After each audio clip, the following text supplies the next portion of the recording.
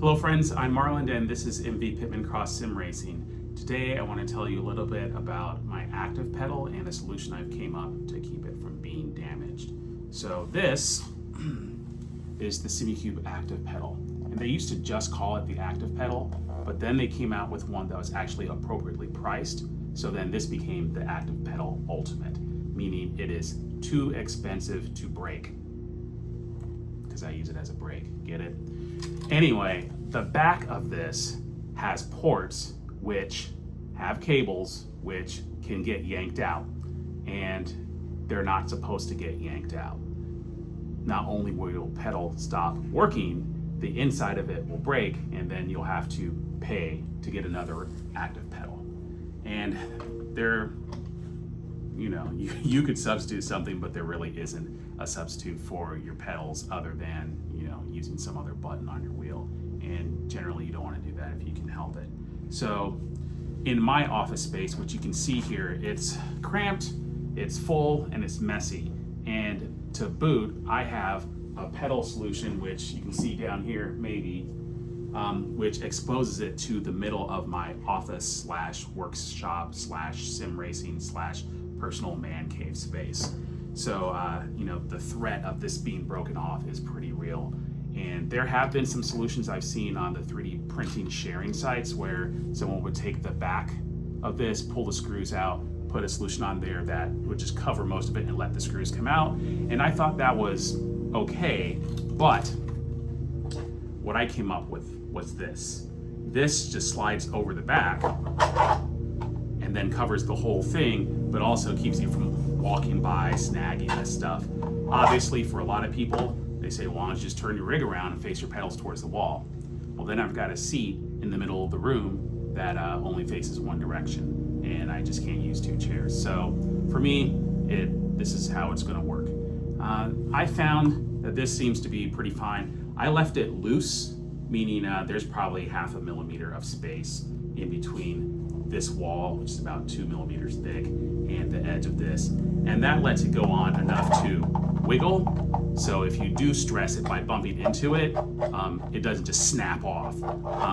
And there's a little room for it to go back, but I went up to about, let's see if I can hold this so you can see it, up to about this space here. So hopefully if you are using profile and you get up to this third space, you still have enough room to mount, we'll call it a cable protection system.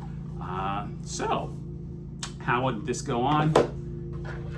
Active pedals can have a lot of cables going out of them. This one just connects to my passive throttle because, like I said, I am not rich and I can't afford a bunch of them.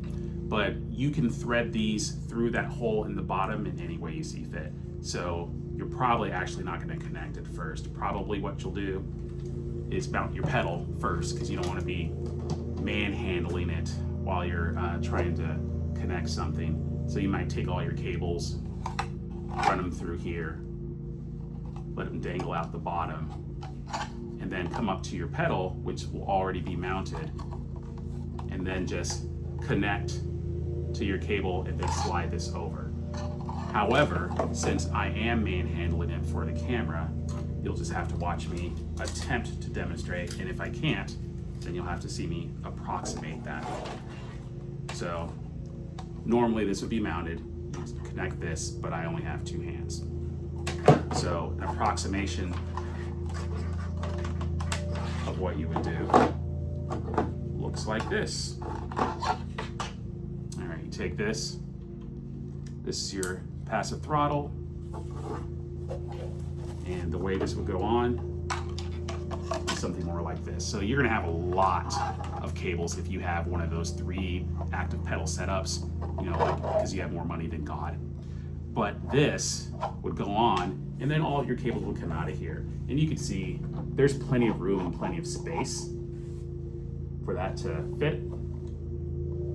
So no worries that you're gonna bend a cable off by pushing this in too far, even at its maximum distance. That's still plenty of room. You're just barely reaching the edge of this hole. So how would this work in practicality? slide that down, you're still a little bit over there, and maybe you can reach these, maybe you need to go in and reach the button. But you can see that there are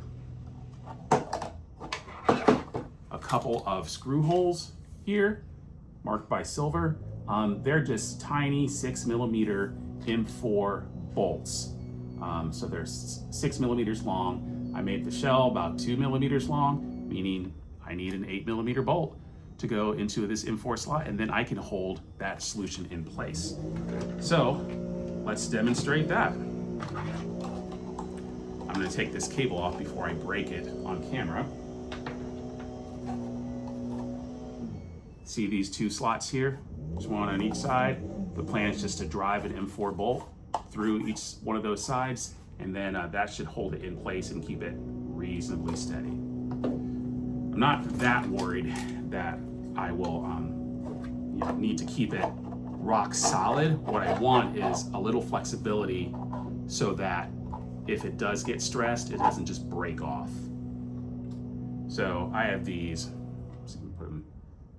these are M4 8mm thumb screws. So if you aren't cool and you don't have tools mounted on your rig for the instance where you have to go back and adjust your pedal, which hopefully you're not doing every day, otherwise you spend a bunch of money on an active pedal for half of the advantage of having them to be gone.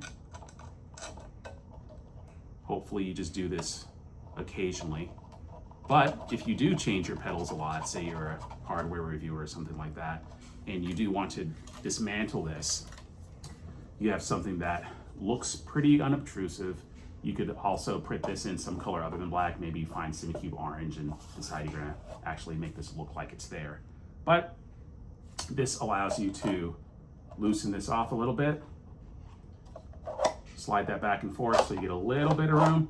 And obviously, if you were to have this designed by someone else or print it yourself, you can modify that slot length and modify the length of this device so that you can slide it as far back as you need to. But for me, right about there is fine.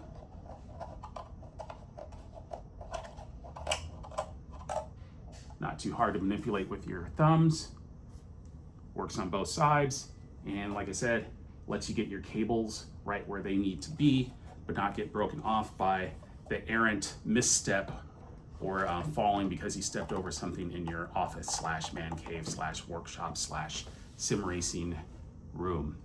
So hopefully that's just a little taste of what you'll be able to find on the Etsy shop eventually. If you have some ideas about how I could improve this, or if you'd like a custom version made for you, just contact me. And until then, I'm Marlon, and this has been MVPittman Cross Sim Racing. I'll see you guys in the next one.